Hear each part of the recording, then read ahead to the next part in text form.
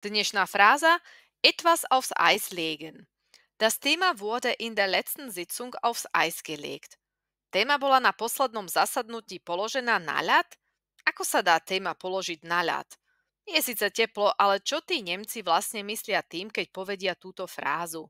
V prenesenom význame to totiž znamená odložiť niečo na neskôr alebo pozastaviť nejakú aktivitu či plán.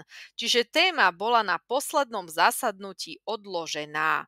Pôvod tohto slovného spojenia spočíva v predstave, že veci položené na ľad sú zmrazené a zatiaľ sa ďalej nespracúvajú a sú uchované na neskoršie použitie. Ďalšie príklady. Das Projekt wurde aufs Eis gelegt. Wir haben beschlossen, den Hauskauf aufs Eis zu legen, bis der Markt stabil ist.